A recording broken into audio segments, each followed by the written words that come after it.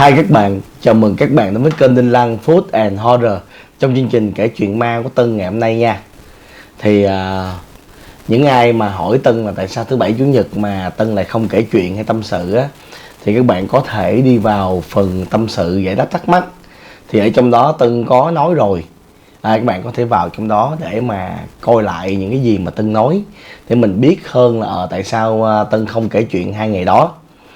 Thì câu chuyện ngày hôm nay là một câu chuyện mà do một cái người đầu bếp ở cái nhà hàng TK gửi về cho Tân. Thì nhà hàng TK thì Tân đã từng kể tới rồi. Thì sau những cái câu chuyện mà Tân kể về chung cư TK đó, thì bắt đầu những cái cô chú anh chị mà chứng kiến vào cái thời điểm đó bắt đầu họ gửi chuyện về. Thì trong đó có anh đầu bếp làm ở cái nhà hàng TK. Thì ảnh gửi về và ảnh nói với Tân là như vậy. Thứ nhất á, là cái tiệc mà đám cưới á, là chỉ rơi vào thứ bảy, chủ nhật hoặc giả là thứ năm. Còn thứ hai, thứ ba, thứ tư, thứ sáu thì là ít khi mà nhận show đám cưới, là chỉ vào ăn uống bình thường thôi. Cho nên rằng là những cái ngày đó, và đặc biệt là ngày thứ hai, là hơi vắng.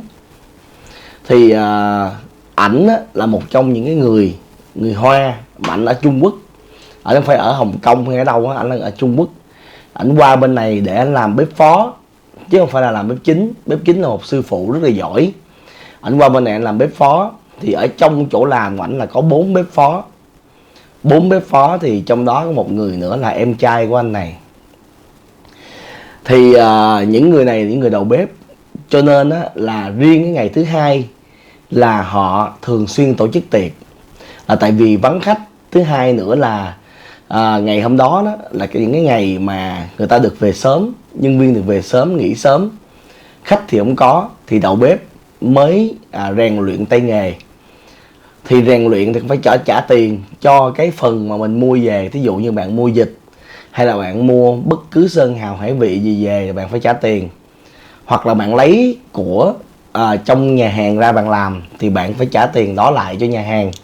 Nhưng mà được cái là trả tiền gốc chứ không phải là trả theo kiểu menu. Thì những người đầu bếp này họ luyện. Thì ngày hôm đó, là ngồi lại là gồm có một bếp trưởng, 4 bếp phó và một số anh em bếp phụ nữa, là họ làm những công việc như là cắt cà rốt, cắt khoai tây rồi đó. Thì cái nhiệm vụ đầu tiên là của cái anh em của anh này, là đi vô đó để mà làm khô con vịt. Thì nói chung Tân có thể giải thích cho bạn hiểu là như vậy. Làm một con vịt quay theo kiểu mà vịt quay Bắc Kinh á, nó không có dễ. Và quay vịt cũng không hề dễ. Quay vịt không có phải là mình bỏ con vịt vô trong một cái lu hay là bỏ vô cái lò quay là mình quay ra thành con vịt. Và nó phải qua 2 công đoạn. Thì công đoạn đầu tiên là cái công đoạn mà bạn xử lý con vịt tươi. Sau đó bạn vô bạn làm cho nó khô ráo. Đó là bạn bỏ vô trong cái lò nóng để cho nó chảy ra, nó phồng lên. Rồi sau đó mình đem nó ra ngoài, bắt đầu mình mới quệt những cái nguyên liệu tùy đầu bếp. Và để khô nó khoảng nửa tiếng 45 phút, ta mới quệt cái nguyên liệu đó lên. Thì người ta mới mang vô lại trong cái lò nướng, lò quay để người ta làm. Thì lúc đó cái da nó mới giòn. Thì mình nói nôm na cho bạn dễ hiểu là như vậy. Thì cái công đoạn đó là em của anh này phải làm, là đi vô đó rửa sạch vịt, làm vịt, đã bắt đầu bỏ vô lò cho nó phồng lên. Thổi phồng nó từ bên ngoài, nhưng mà đem vô để mà quay cho nó căng lên rồi mới đem ra ngoài móc. Thì con vịt đó là chính em của ảnh mua luôn, mua ở tại gần chung cư TK luôn, trong cái chợ thì mới móc lên. Thì anh này mới lay hoay qua làm những cái món khác, ví dụ như là nước chấm hay là sắc hành gì đó. Thì trong quá trình đang làm thì tự nhiên anh cảm thấy bị lạnh đằng sau ót. Là em trai của cái anh mà gửi chuyện gì cho mình đó, mới thấy lạnh ở đằng sau ót, thấy cảm giác nó kỳ kỳ, nó lạ. Thì anh mới quay một vòng, anh nhìn quanh bếp thì anh thấy bếp nó không có gì hết. Nhưng mà ảnh để ý một cái chi tiết mà ảnh mới vừa lướt qua, đó là chỗ con vịt đang treo, đợi cho nó khô là lúc đó chưa đủ 30 phút, cho nên là chưa có bỏ vô lò lại lần hai. Thì khi nhìn qua ảnh thấy một cảnh tượng vô cùng ghê. Đó là một đứa bé bị treo lủng lẳng ở trên đó, một đứa bé sơ sinh. Thì trước cái hình ảnh đó anh sợ quá, ảnh la làng, ảnh hất luôn dao rồi thớt, rồi luôn chồng dĩa nó bể hết, ảnh chạy ra ngoài. Thì bạn biết á, cái cửa bếp á là cái cửa rất là nặng. Cái cửa bếp mà một lần bạn đẩy vô á rất là nặng. Nhưng mà là cái cửa này á làm mở vô, có nghĩa là mình từ trong mình đi ra, mình phải kéo cánh cửa về hướng của mình mới ra được. Mà ông quýnh quán quá, ông tông cửa, ông tông vô thì ông lại văng ngược trở vô lại. Thì ông lại nhìn thấy đứa bé đó một lần nữa đang lủng lẳng ngay cái chỗ mà đáng lẽ ra là phải của con vịt. Cái hình tượng nó quá ghê, nó quá kinh dị. Thì những người ở ngoài, người ta nghe chồng dĩa bể rồi ổng hét bên trong, thì người ta tưởng rằng là bị bể hay là bị xì ga hay là bị một cái chuyện gì đó. Thì người ta mới tông cửa ngược trở vô để mà người ta cứu ổng. Thì tông vô lôi ổng ra. Đó, thì cái anh này mới vô lôi em mình ra luôn. Lôi ra thì ổng ngồi ổng khóc, ổng sợ quá ổng khóc. Ổng khóc mà ổng run cầm cập thì mọi người mới hỏi là bị xì ga hay bể hay gì.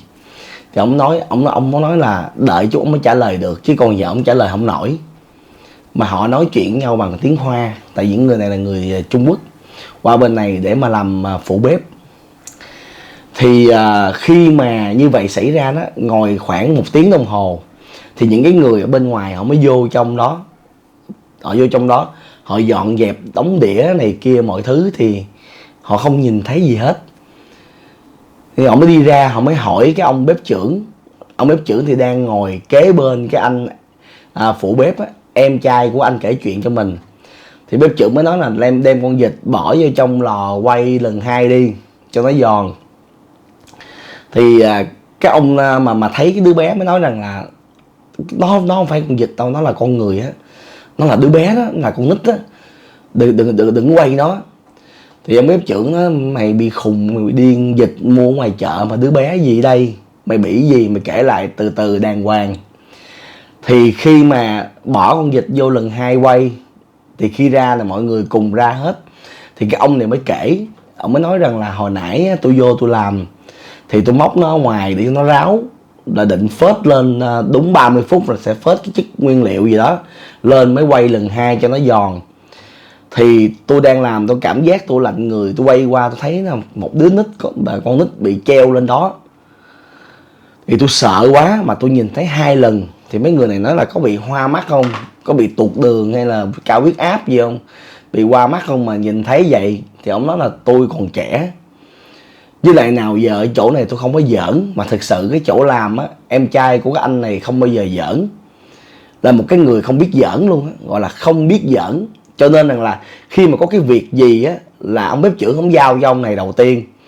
Tại thứ nhất ông không giỡn, ông tập trung ông làm không à, ông không hề giỡn với ai hết thì cái việc nó sẽ nhanh. Đó thì mà 2 lần ông nhìn thấy đứa bé như vậy, làm sao mà ông xạo được, làm sao là ông bị qua mắt được. Thì bếp trưởng tất cả họ đều là người Hoa hết. Họ mới nói rằng là không lẽ ở đây có ma, không lẽ ma bây giờ nó tràn xuống đây. Tại vì lúc đó là theo cái anh này kể đó, lúc đó là cái chung cư TK nó không còn hoạt động nữa, không còn ai ở nữa. Cái nhà hàng này cố gắng cầm cự thôi, thực sự ra là vì nó ngon và cái đội ngũ nó chuyên nghiệp. Chứ còn thực sự nói thẳng là thời điểm đó là không còn ai ở nữa. Và tin đồn thì quá nhiều rồi, những người tới đây họ làm, họ nghe câu chuyện nó quá nhiều rồi. Thì các bạn biết á, là đối với người Hoa, và đặc biệt là những cái người mà họ đã tin vào tâm linh và có một cái nền văn hóa tâm linh hàng ngàn năm á, thì họ nói liền, họ nói là bây giờ á, mày đi vô trong bếp ngay cái chỗ mà mày nhìn thấy đó, mày đốt lên một cái bàn cúng trái cây, mà mày để cho nó một tờ giấy và nhổ lên tờ giấy đó vài giọt giấm. Thì nếu như cái giọt giấm đó nó hiện lên con số, thì tức có nghĩa rằng là cái hồn này nó sẽ muốn gặp mày ở tầng mấy của cái chung cư TK này. Thì tầng nó không có phân biệt cái lốc nha các bạn. ví dụ như lốc A, lốc B, lốc C đều có 33 tầng, nhưng mà bạn lên được lốc nào thì đều có thể gặp được như nhau. Thì vô trong đó cúng, thì ông này mới hỏi ông bếp trưởng á, là anh này có chắc không? Thì bếp trưởng mới nói rằng là tôi là cái người biết về tâm linh và tôi biết coi, cho nên rằng là giữa anh với lại đứa bé đó phải có chuyện gì với nhau. Thì bây giờ tôi nghĩ anh ngại, anh không nói ra, hoặc là anh chưa nghĩ ra được có cái chuyện gì. Thì bây giờ anh lên trên cái tầng mà nó muốn á, anh cúng cho nó thì nó không phá anh. Chứ còn thực sự ra ma quỷ á, không bao giờ mà tự nhiên đi phá một người mà nó không quen biết. Tại sao ở đây tụi tôi cũng làm bếp, thậm chí ông bếp trưởng rất là nhiều lần một mình ở trong bếp làm khuya ở trong đó. Tại vì á, cái điều kiện để mà cái người bếp trưởng đó có thể mà rèn luyện tay nghề của mình á, là vào ban đêm.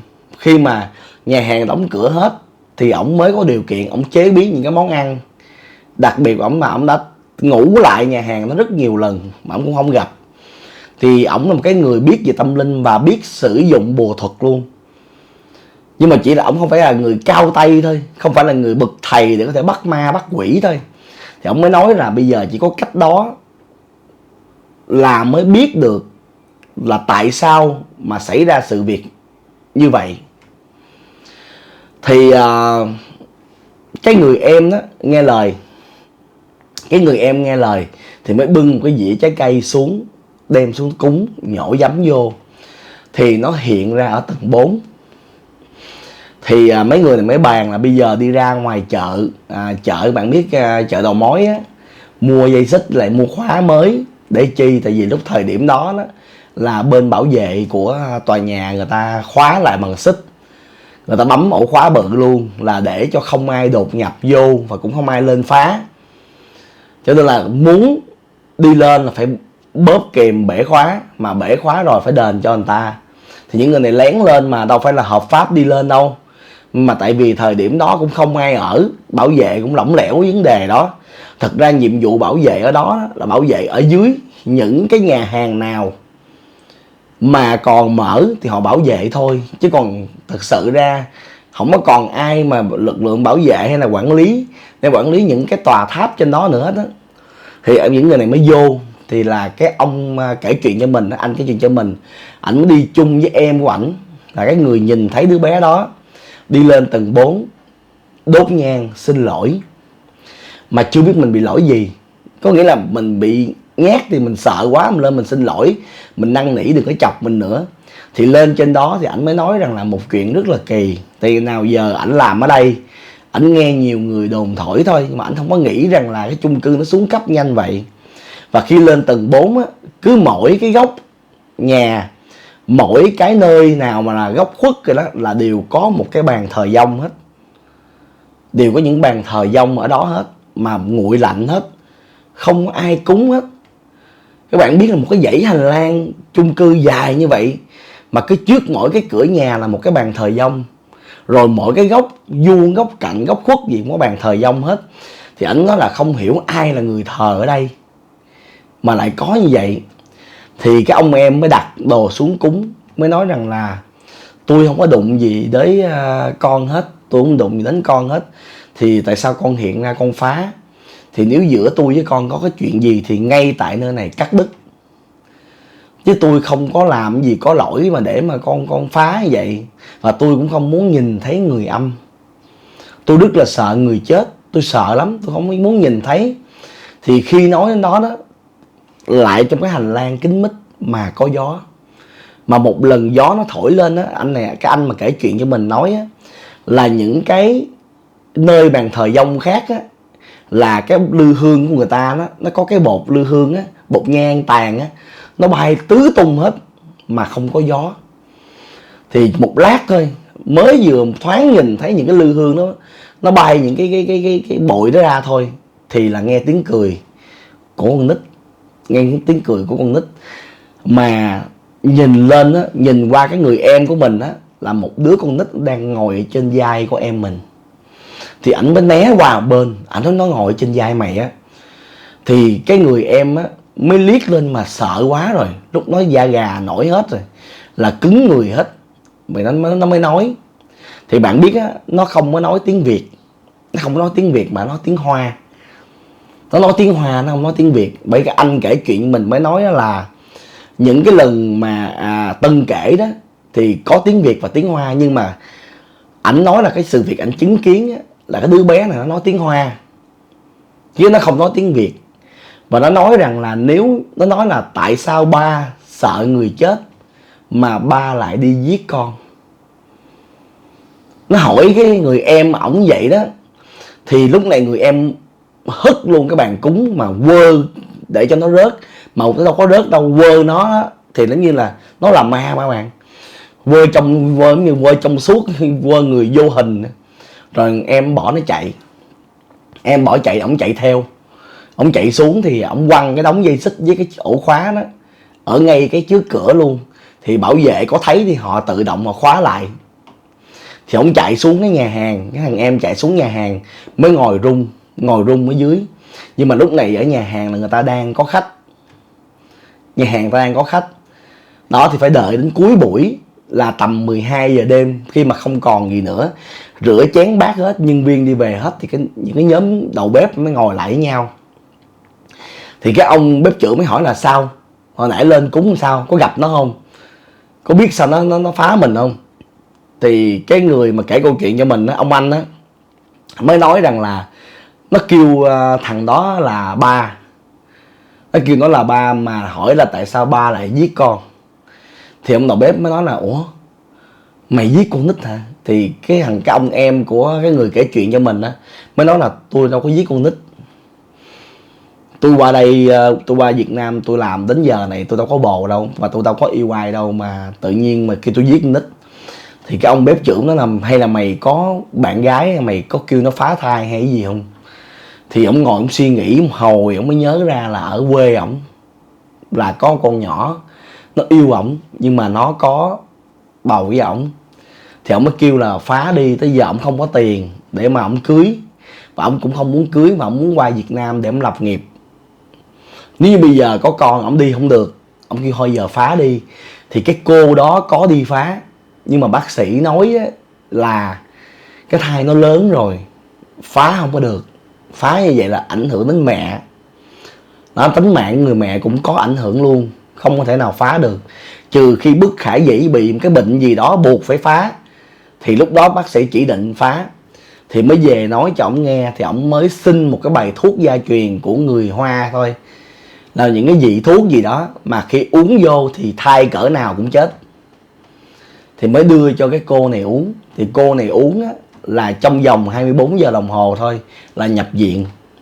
Là bác sĩ kêu là đã uống kịch độc, là bây giờ phải cho đứa nhỏ ra liền. Mà đứa nhỏ nó lớn rồi, nó đã lớn rồi, là buộc phải mổ lấy ra.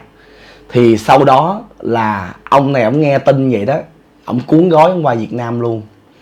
Ông vô trách nhiệm luôn, ông cuốn gói ông qua Việt Nam luôn. Ông làm ở đây mấy tháng trời ở đây.